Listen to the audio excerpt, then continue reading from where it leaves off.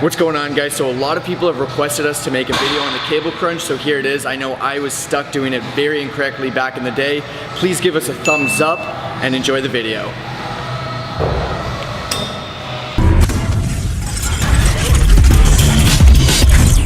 First and foremost, as you guys know the drill, we're going to 3 common mistakes. The first one, this is going to be opposite to all the other videos we make. You don't want to retract that scapula. This is the one time you want your spine completely bent. So you want to get that hunch even when you're lifting up. You want to hold that hunch because you have to consider you're actually trying to crunch here. If you have this retracted, you can't really get a good crunch. You need this forward to be able to squeeze into that crunch. And that is number one. As you can see, Kyle's doing it here. He's got his back very postured. It looks very awkward. It looks like he's trying to kiss the floor, and that's what you're gonna get, as opposed to actually trying to drive that chin all the way down to the knee and really get that big contraction that you're aiming for with this exercise. Number 2, guys, is trying to kiss the floor. This is the most common mistake because you're actually completely screwing up your range of motion. Think of a crunch, you're trying to drive yourself all the way forward towards your knee. This is the exact same thing, it's just a different plane of motion coming from the top. So you want to start with that back hyperextended, and as you guys can see, I'm driving that chin inward. Looks a little silly, I look very hunched, but that's what's going to give me that squeeze. And then kind of like a 2.5 of sorts is to hold the squeeze. You need to play around until you actually feel the squeeze and you feel all of your abs being worked. If you're going too heavy, you're really going to screw yourself up because you're not going to get the contraction you need to make this exercise worthwhile. If you're going too light, you're not going to feel anything. You're going to have to rep it for days, and that is another huge issue. So really drive that chin inwards, kind of push everything down, really squeeze in that stomach and focus on that mind-muscle connection. Common mistake number 3 is distance. I find so many people like to go way too close. By going too close, like literally up to here, it's going to be limiting your range of motion. And a lot of people think they're going to be working their abs more by going far back here.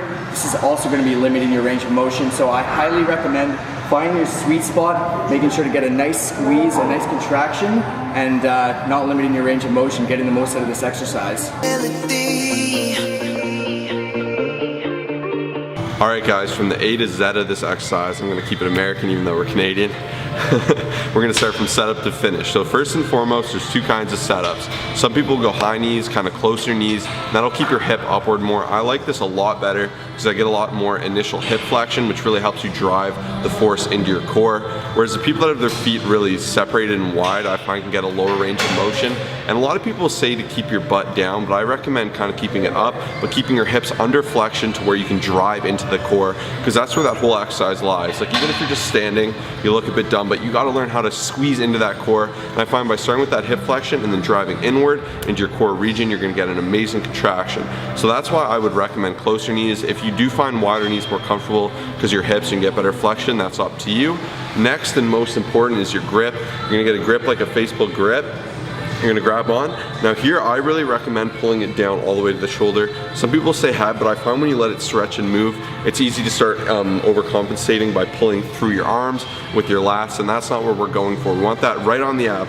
So you're gonna pull that downward here, as you guys can see. I have it nice and close to my head. Now from here, I kind of get that weird little bend in the back, right? So that's a hyperextension of the back, which is normally a horrible thing in exercise. So this is the one time we're gonna run contrary to that typical rhetoric.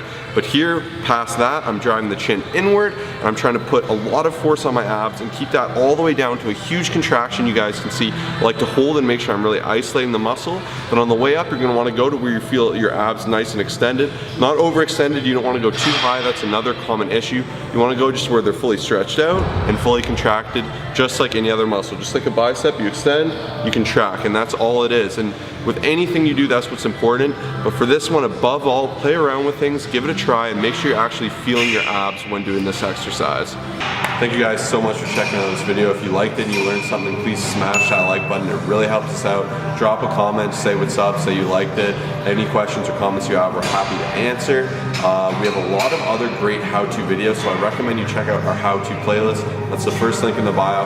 Second, we also offer online fitness coaching. If that's something that interests you, you want to take your fitness to the next level.